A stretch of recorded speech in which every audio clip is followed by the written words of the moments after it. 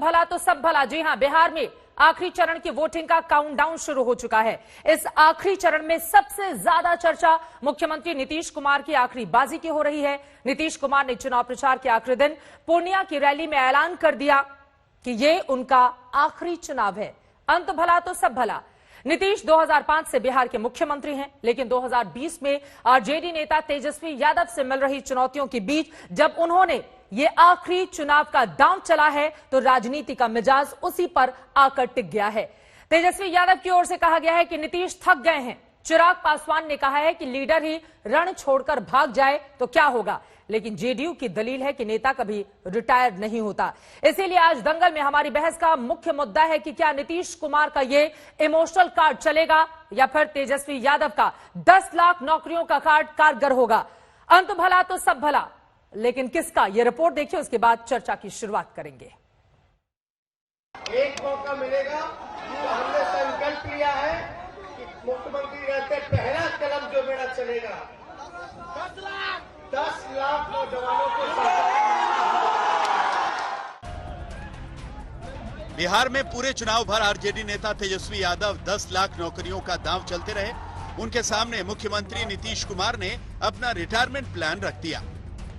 जान लीजिए, आज चुनाव का आखिरी दिन है, अब परसों चुनाव है और ये मेरा अंतिम चुनाव है। अंत भला तो सब भला।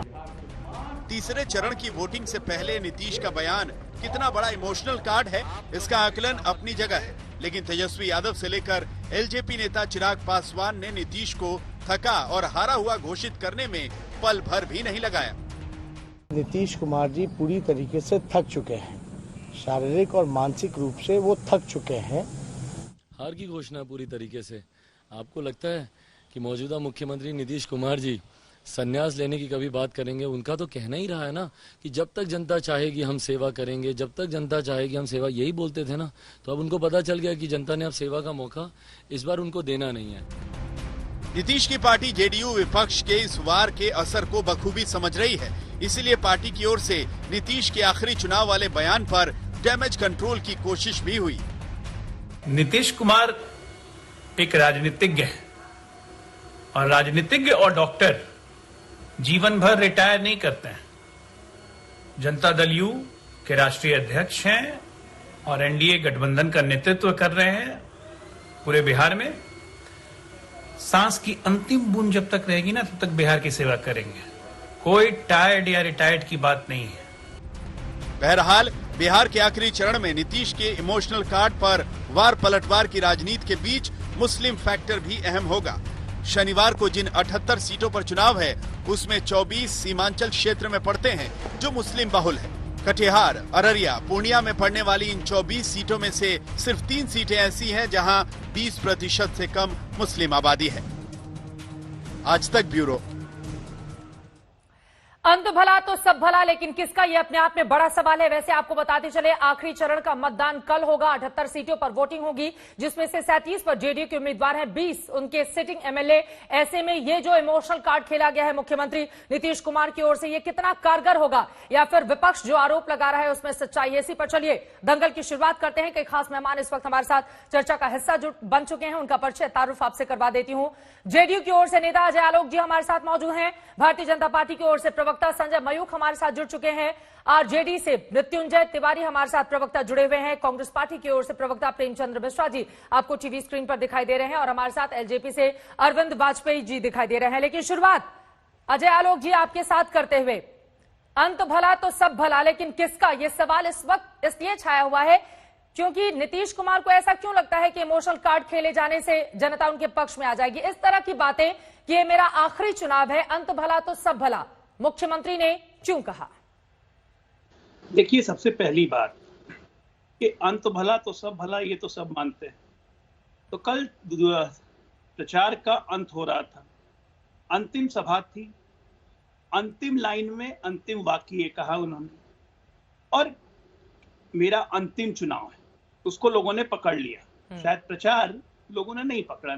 मुख्यमंत्री जी ने, हमारे आरजेडी के मित्र, कांग्रेस के मित्र बैठे हुए हैं, ये कितनी बार कह चुके हैं कि नीतीश कुमार अपना अंतिम चुनाव 2004 में लड़े थे, तो उनका अंतिम चुनाव कैसे हो गया भाई? खुद सोचिए जरा आप लोग, 2004 के बाद मुख्यमंत्री ने कोई चुनाव लड़ा नहीं, चुनाव लीड किया है। एक चुनाव नहीं, अनेकों चुनाव लीड किया है। और जब तक जनता दल यू के राष्ट्रीय अध्यक्ष हैं, जनता दल यू को लीड करते रहेंगे। नहीं, ये मेरा अंतिम चुनाव है, ये मेरा अंतिम चुनाव है, ऐसा क्यों कहा उन्होंने? मैं तो कह तो रहा हूं कि अंतिम चुनाव को पकड़ लिया, चुनाव प्रचार को नहीं पकड़ा। लास्ट लाइन में एक बात आप सोचिए जरा कि अगर सहानुभूति लेनी होती या इमोशनल कार्ड खेलना होता तो कांग्रेसी मुख्यमंत्रियों की तरह पहले फेज चुनाव की घोषणा के साथ ही कह देना था कि भाई ये मेरा अंतिम चुनाव है। बहुत सारे उदाहरण है ना हमारे पास, लोगों ने कहा कि ये मेरा अंतिम चुनाव है, मेरा अंतिम चुनाव है। ऐसी तो कोई बात नहीं थी। पूरा चुनाव बीत गया, चुनाव प्रचार के अंतिम सभा में, अंतिम दिन, अंतिम लाइन में ये बात करे कोई अपना रिटायरमेंट अनाउंस करता है। ये थोड़ा सोचने वाली बात है, लेकिन खैर सोचने समझने की क्षमता हमारे विरोधियों में है नहीं। मृत्युंजय तिवारी जी, दूसरी बात, सोचने समझने की क्षमता आप लोगों में है नहीं। उन्होंने तो चुनाव के मद्देनजर ये बातें कही थी, आप लोगों ने पकड़ ली एक लाइन और उसी पर लगातार आगे बढ़ रहे हैं, कह रहे हैं कि नीतीश जी थक गए हैं, बड़ी चुनौती मिल रही है, इसलिए तो नहीं ऐसी बातें की जा रही हैं आप लोगों की ओर से।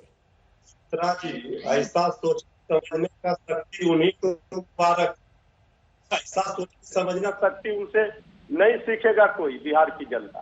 आदरणीय मुख्यमंत्री जी ने क्या कहा आपने अभी चलाया, उन्होंने कहा ये हमारा अंतिम चुनाव है, अंत भला तो सब भला।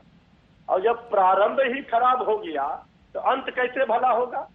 जब उनको अपनी हार निश्चित दिखने लगी और उनको लगा कि अब 2 चरणों के बाद कहीं कोई वोट भाट नहीं मिलेगा, बुरी तरह से पराजित होंगे, 10 तारीख को एनडीए की विदाई होगी, तेजस्वी यादव की सरकार बनेगी। इसलिए आदरणीय मुख्यमंत्री जी जो बात तेजस्वी यादव जी कह रहे थे कि थक गए हैं, अब इनसे बिहार नहीं संभल रहा है, अजय आलोक जी हंस रहे हैं आपकी बात पर। जी अजय आलोक जी हंस रहे हैं आपकी बात पर। नहीं, वो तो अभी हंसेंगे ना, 3 दिन तो हंसना है, इसके बाद तो रोना है 10 तारीख से, तो क्या करेंगे? भविष्यवाणी का क्या हुआ? तो उनको लालू जी की रिहाई, नीतीश की विदाई। अभी 2-3 दिन हम लोग कहाँ कह रहे हैं, जब उनके नायक ही कह रहे हैं, सेनापति ही हाथ खड़ा कर दिए और सरेंडर कर दिए, अब लड़ाई कहाँ बचा?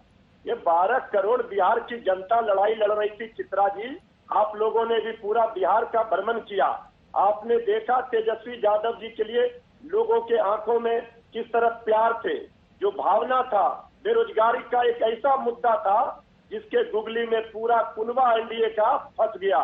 बेरोजगारी के सवाल पर, भुखमरी के सवाल पर, बिहार की बदहाली के सवाल पर जो पढ़ाई, कमाई, दवाई, सिंचाई, सुनवाई की बात की, उस पर कोई जवाब नहीं दे पा रहे थे नीतीश कुमार जी।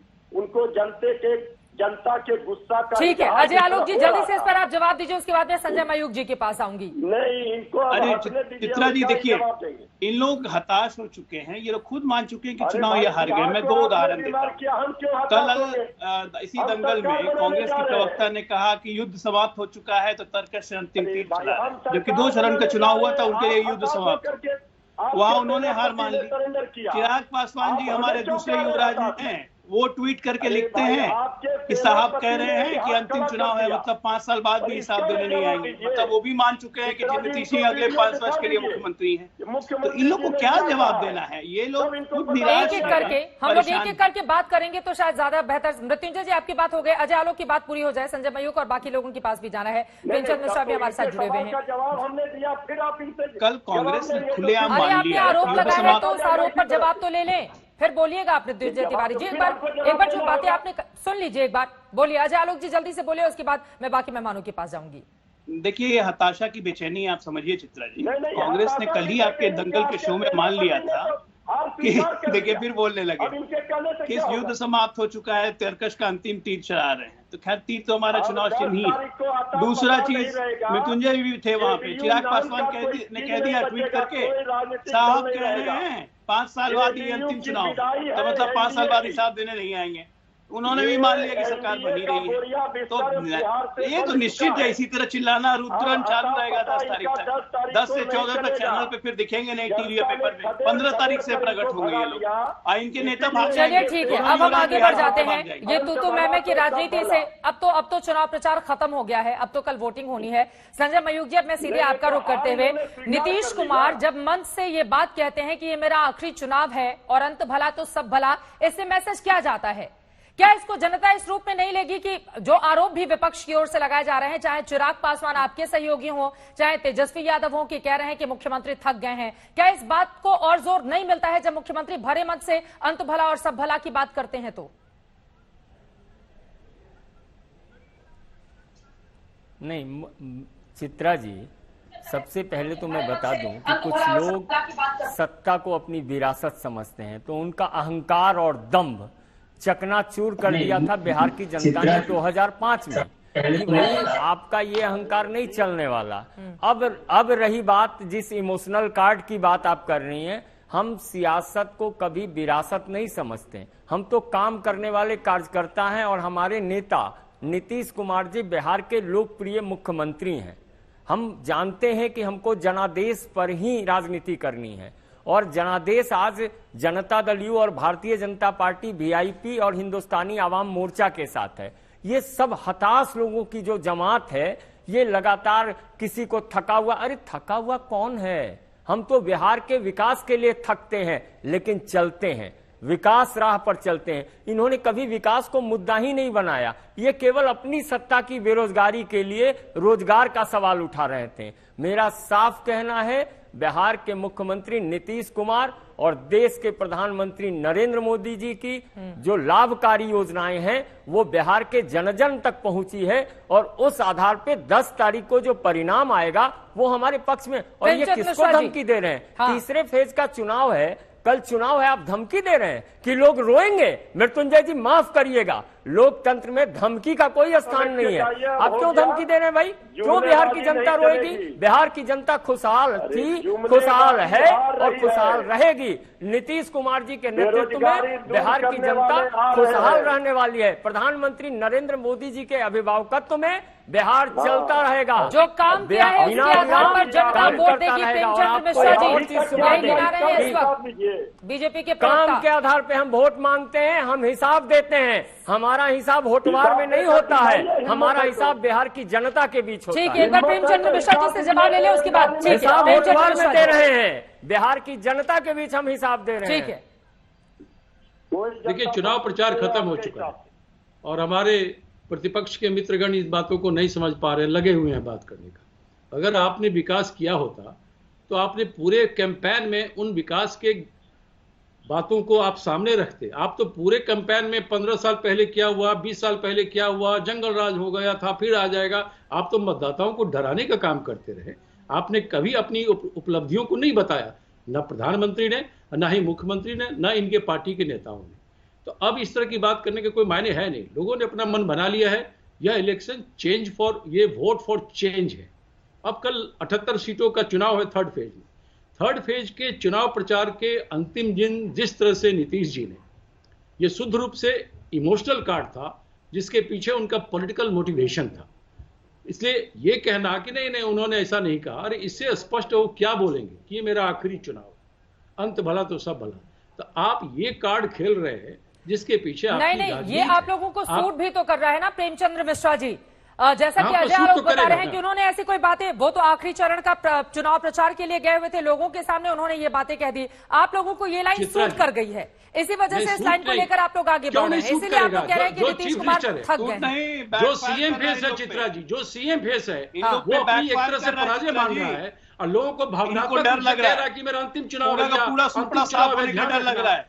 आपको ये कहने की आवश्यकता क्यों पड़ी जब 3 फेज का चुनाव? लोगों से जुड़े हुए हैं साहब, लोगों से जुड़े हुए हैं, लोगों से मेरा सीधा रिश्ता है। नीतीश कुमार जी, हमारा राहुल गांधी जी और लालू यादव जी से नहीं रिश्ता है। पराजय को भांप लिया और अंत में अपने लोगों को कह रहे मेरा लास्ट चुनाव है, लाज रखना भैया, अंत भला तो सब भला। इस तरह की बातें कोई हताशा में करता है, जिसको लगता है कि यह चुनाव उसके हाथ से निकल गया है। आप सच्चाई क्या है? आपने भी बुलेट पर पूरा बिहार घुमा है, सच्चाई क्या है? नीतीश कुमार जी को तो बीजेपी निपटाना चाहती है, भाजपा प्रायोजित भीतरघात बिहार में चल रहा है एनडीए के अंदर।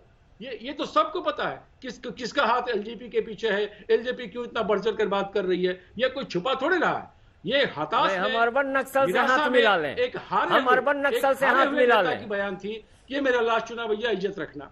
तो ये चीजें अब लोग समझ गए हैं, लोगों ने परिवर्तन का मत बनाया और सबसे बड़ी बात, इस चुनाव का एजेंडा विपक्ष ने तय किया। लोगों ने अगर परिवर्तन का मन बना लिया है तो आप लोग कहां पर आकर टिक रहे हैं?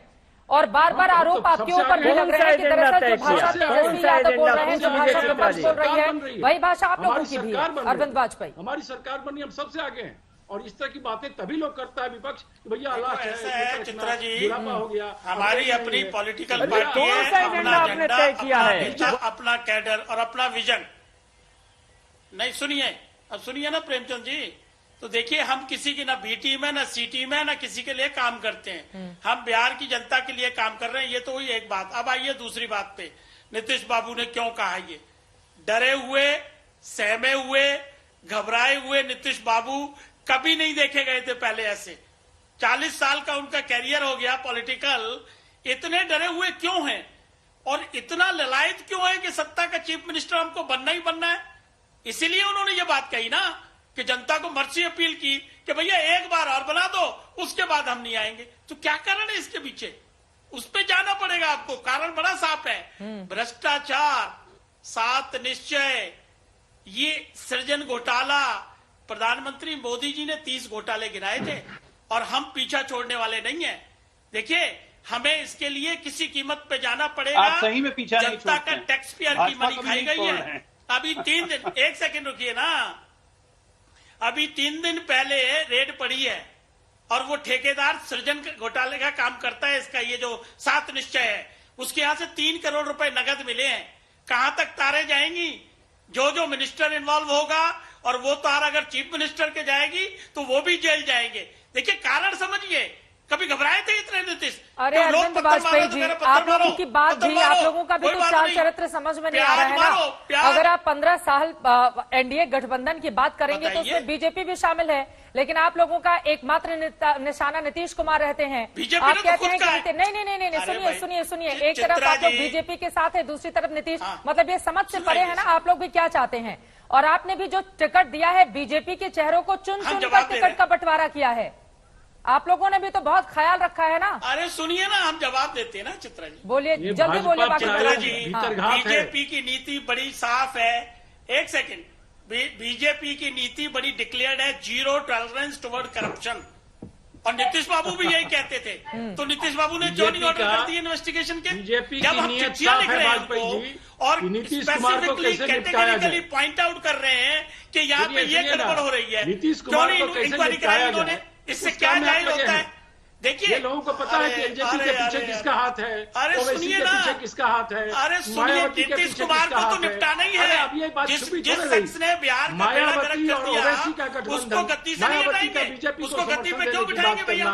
ओवैसी किसका भी टीम है, ओवैसी ने किसके लिए काम किया है, और आप क्या कर रहे हैं? एक नीतीश कुमार जी की आलोचना कर रहे हैं, इसके पीछे कहीं न कहीं इतने बोले किसी टीम में नहीं है। ये क्या हो रहा है? बीजेपी ने आपको चढ़ा दिया। सुनेंगे नहीं, सुनने में दिक्कत हो गई क्या?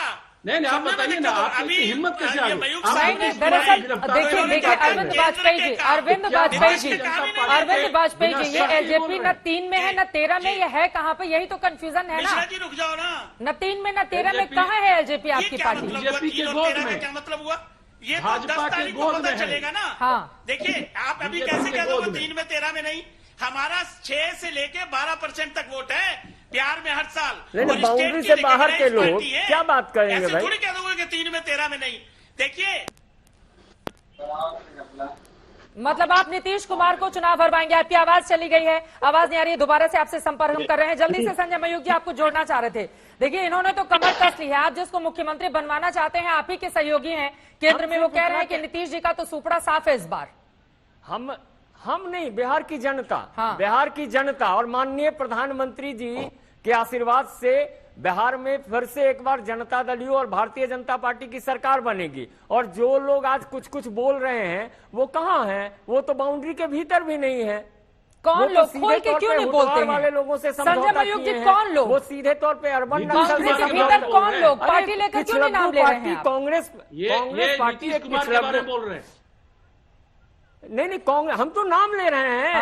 कांग्रेस के लोगों ने उन लोगों से हाथ मिलाया जो आपातकाल के खिलाफ लड़ाई लड़ रहे थे। मैं बार बार कहता हूं प्रेमचंद मिश्रा जी, एक बात स्पष्ट कर दीजिए कि आपातकाल सही था कि गलत था। आप करते नहीं, आप कहते हैं 15 साल पुराने की बात करते हैं, 45 साल, 15 साल नहीं जा रहे हैं पीछे, हम तो केवल इस साल बात कर रहे हैं जिस साल चुनाव हो रहा है। हम लड़ रहे हैं एम्स के सवाल पे, हम लड़ रहे हैं हवाई अड्डा के सवाल पे, हम लड़ रहे हैं पुल पुलिया के सवाल पे। आप जवाब तो मांगिए, हम हिसाब दे रहे हैं। आप केवल कह रहे हैं नक्सल के गोद में खेल रहे हैं, आप राजद के गोद में खेल रहे हैं। आप क्या कर रहे हैं? आप किसको बता रहे हैं बी टीम, सी टीम, ए टीम, बी टीम? अरे जनता का जनादेश है, जनता का जनादेश। अभी 2 चरण का चुनाव हो चुका है, तीसरे चरण के चुनाव में मृत्युंजय तिवारी जी लगातार प्रहार कर रहे हैं, धमकी दे रहे हैं जनता को।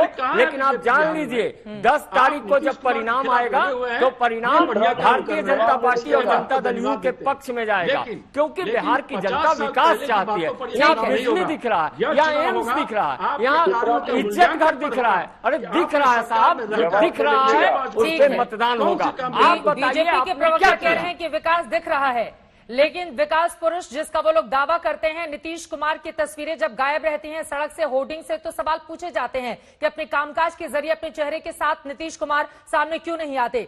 15 साल वर्सेस 15 साल की ये जो लड़ाई समूचे बिहार में इस वक्त देखी जा रही है, किसकी होगी जीत, किसकी होगी हार, इसका फैसला तो 10 तारीख को होगा। लेकिन कल अंतिम दौर के लिए, चुनाव के लिए होने हैं मतदान, और इसी पर यह चर्चा लगातार जारी है कि ये जो इमोशनल कार्ड नीतीश कुमार की ओर से खेला गया है, ये दांव क्या उनके पक्ष में जाएगा या फिर विपक्ष में? दर्द है, दांव है या फिर सियासी सरेंडर, इसी बात को लेकर लगातार इस वक्त हम दंगल में चर्चा कर रहे हैं।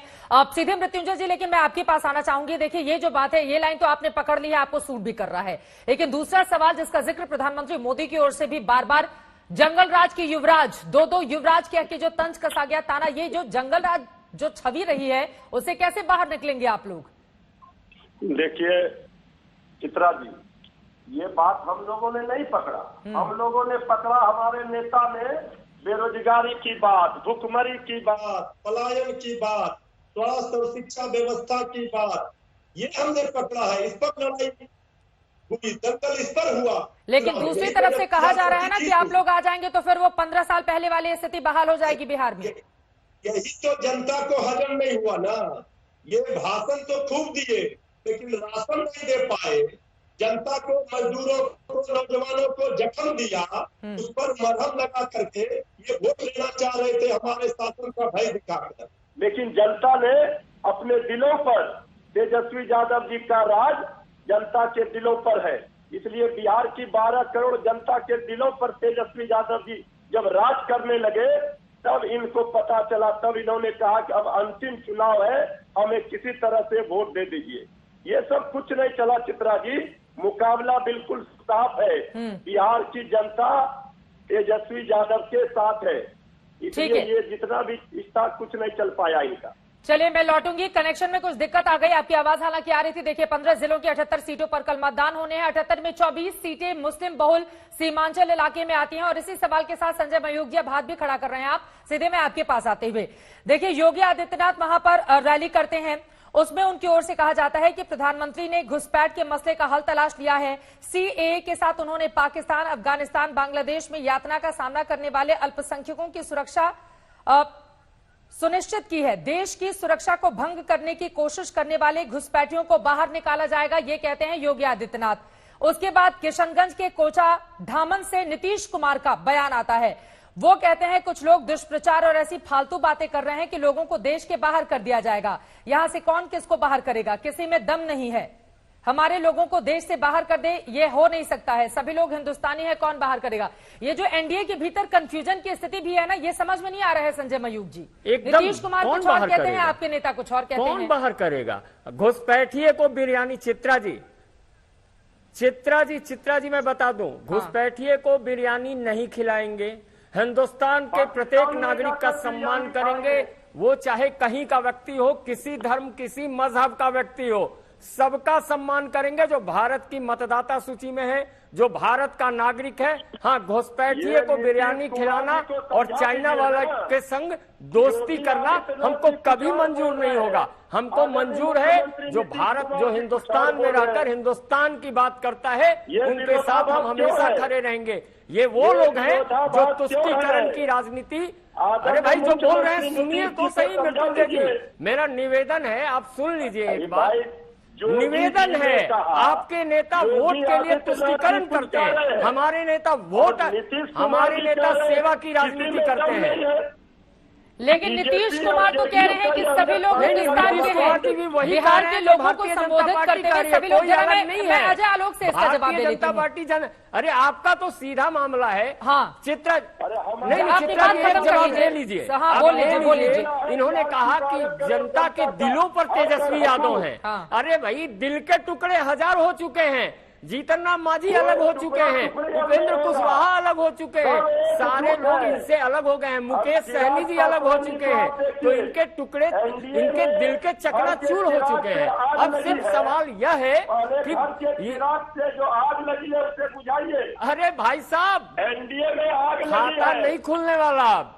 चले ठीक है, एक बार अजय आलोक जी, ये जो घुसपैठियों का मुद्दा है ये समझ में नहीं आ रहा है। जेडीयू का इस पर अलग मत है, बीजेपी का इस पर अलग मत है। देखिए, बीजेपी तो चूंकि सीमांचल बहुल इलाकों में होना है, जहां पर मुसलमानों की तादाद ज्यादा है, वहां ध्रुवीकरण की कोशिश करती है। और नीतीश कुमार को समझ में नहीं आ रहा है कि मुसलमान वोटर्स को अपने पक्ष में करने के लिए वो क्या करें। ये जो एनडीए के भीतर इस मुद्दे पर कंफ्यूजन की स्थिति देखने को मिल रही है, क्या इसका सीधा प्रभाव मतदाताओं पर नहीं पड़ेगा? अजय आलोक, क्या कोई बीजेपी के साथ मिलकर हम पहली बार चुनाव लड़ रहे हैं जो मतदाता कंफ्यूजन की स्थिति में है? कोई कंफ्यूजन नहीं।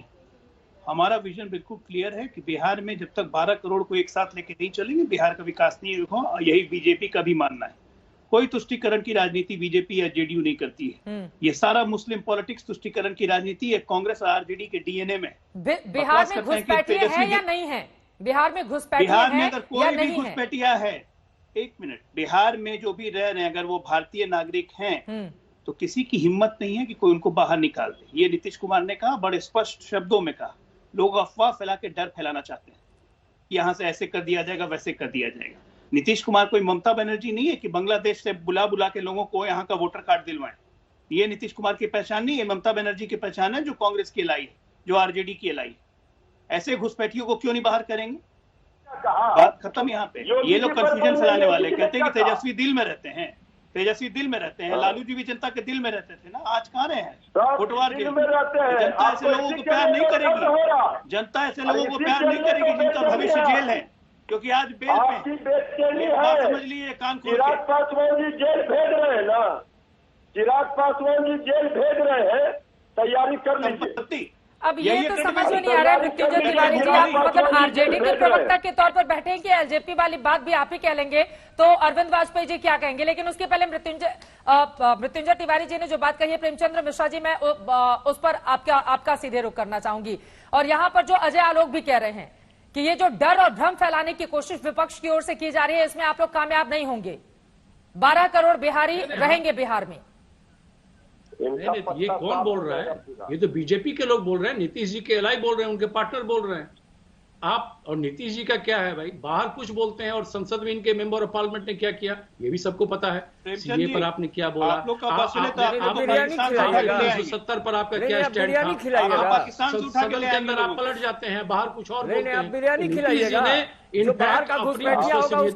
खिलाइएगा, बीजेपी के साथ रहते रहते नीतीश जी ने अपनी विश्वसनीयता खोया है। अरे भैया, बिरयानी खाने तो मोदी जी गए थे लाहौर, क्या बात करते हैं आप? ये काम आपका है। अरे आपकी विश्वसनीयता कहाँ है? हम लोग का नहीं। हमने तो पाकिस्तान को 2 टुकड़े कर दिया था, याद है ना? बांग्लादेश बना दिया था। खूब बिरयानी खाइए, मत कहिए। पॉइंट क्या है? वोट के लिए देश मत बांटिए। यही करते करते तो ये हंस रहे में चुनाव कर, यही करते करते कांग्रेस का ये हंस हुआ कि खाता खोलने में भी देरी होती है। चले गए मजार पे, एकाएक नीतीश जी इमोशनल कार्ड खेलने लगे। एक हताश क्या बात कर रहे हैं साहब? और बीजेपी ने देख लें, पीर बाबा की मजार में भी मजाक बनाना इनके मन की बात है। नीतीश जी छटपटा रहे हैं, हम समझ नहीं पा रहे हो क्या कर रहे हैं प्रेमचंद जी? हम नीतीश जी के बेहतर स्वास्थ्य की कामना करते हैं, उनका क्या स्वास्थ्य अच्छा भगवान रहे और मजार बीजेपी पर के धोखा जाना से गलत अपने आप बात को है? उबार लें, ये हम कहना चाहते हैं। बिहार की जनता ने मन बना लिया है। हर फेज में कहीं भी बीजेपी और जेडीयू के झांसे में कोई मतदाता अब नहीं आने वाला है। चाहे आप जो भी नाटक कर लीजिए, 25 साल 50 साल 60 साल पहले ये हुआ। अरे भैया आपने क्या किया? अलीगढ़ मुस्लिम यूनिवर्सिटी का एक दर्जा एएमयू का ब्रांच हमने दिया, केंद्र सरकार ने दिया। वहाँ आज तक नीतीश कुमार ने संजय मयूख जी, कहीं ऐसा तो नहीं है कि आप लोगों को भी दिक्कत हो रही है नीतीश कुमार को डिफेंड करने में?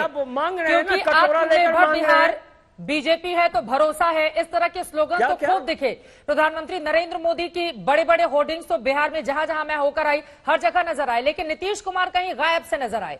कहीं भी उनकी होर्डिंग्स प्रधानमंत्री नरेंद्र मोदी के साथ शायद ही अखबारों को अगर छोड़ दे तो शायद ही, तो ये 15 सालों का कामकाज क्यों नहीं गिना रहे हैं आप लोग होगा कि 15 सालों में ये काम किया है नीतीश कुमार ने? ललन सिंह भी थे। चित्रा जी मुझे 1 मिनट दीजिए, मैं बताता हूँ 15 साल में इन्होंने क्या किया। 1 मिनट एक बार उनको बोलने दीजिए। क्या पढ़े लिखे को 15 साल में हम तो लगातार बता रहे हैं, हम तो हर कुछ बता रहे हैं।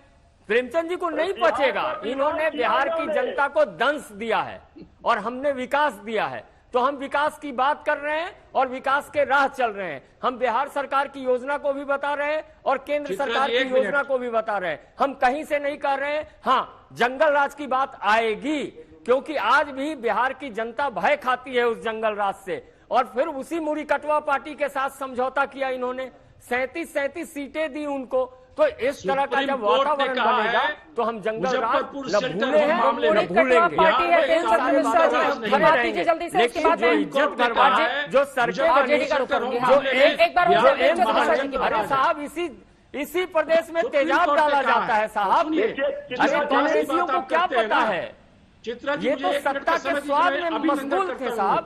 अरे कौन सा विकास किया? बोलने नहीं दीजिए प्रेमचंद मिश्रा जी, प्रेमचंद मिश्रा जी, लेकिन आप लोग भी तो पिछलग्गू ही है ना। 70 सीटें मिलने पर भी इतने खुश नजर आते हैं। कांग्रेस पार्टी जो देश की राष्ट्रीय पार्टी है वो बिहार में, यूपी में, बाकी जगहों पर जाकर खो क्यों जाती है, समझ में नहीं आता है।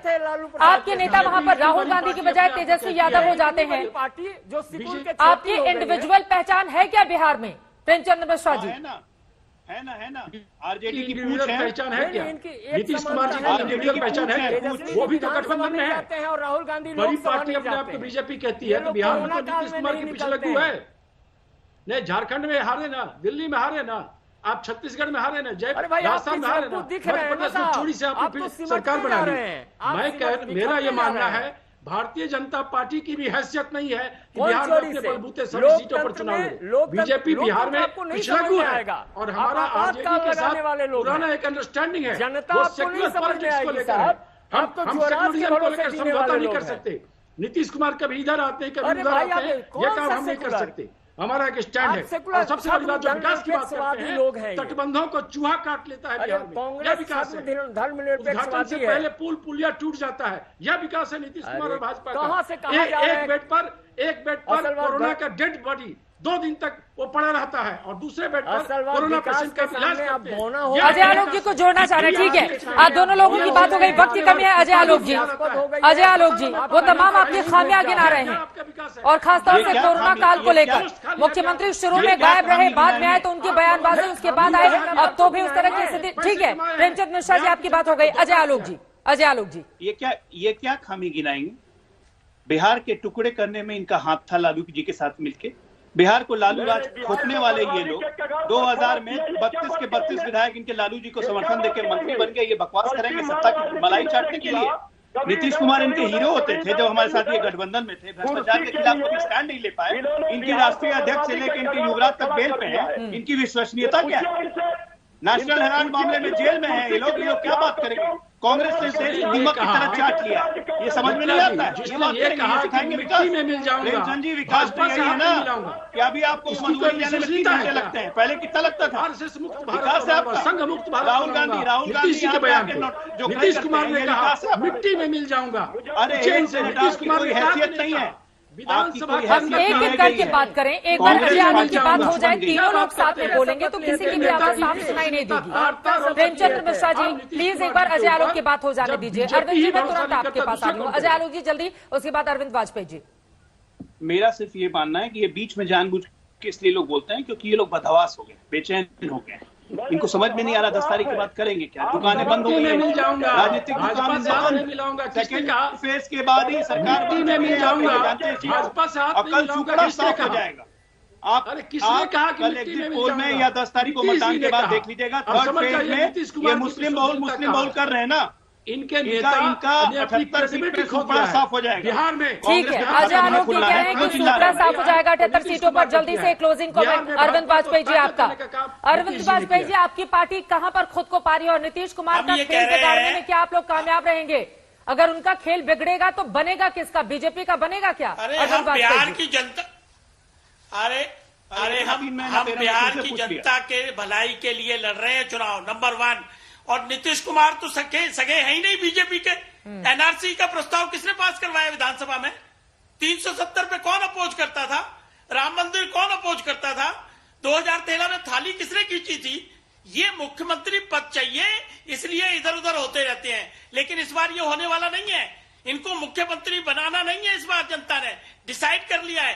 एंटी इनकम्बेंसी पूरी तरीके से नीतीश कुमार के खिलाफ है। अब जो दावा आप कर रहे हैं, इस दावे में कितना है दम, इसके लिए 10 तारीख का इंतजार करना होगा। लेकिन कल शाम 5 बजे से लगातार हमारा जो एग्जिट पोल सामने आएगा, उसके जरिए भी तस्वीर कम से कम कल शाम इस समय तक साफ हो जाएगी। आप तमाम मेहमानों का बहुत शुक्रिया हमारे साथ दंगल में चर्चा का हिस्सा बनने के लिए। कल सुबह 7 बजे से लगातार तीसरे और आखिरी दौर के मतदान पर सबसे बड़ी कवरेज आज तक पर आप देखेंगे। लेकिन ये जो इमोशनल दाव नीतीश कुमार की ओर से खेला गया है, क्या ये सियासी सरेंडर है या फिर इसका फायदा उनको मिलेगा, इस पर बनी रहेगी आज तक की नजर। दंगल में आज हमने आपसे सवाल पूछा था, क्या बिहार में आखिरी चुनाव का नीतीश कुमार का दांव कारगर होगा? आपके जो जवाब हमें मिले हैं उनमें से 94% ने हां कहा है, जबकि 6% ने नहीं कहा है।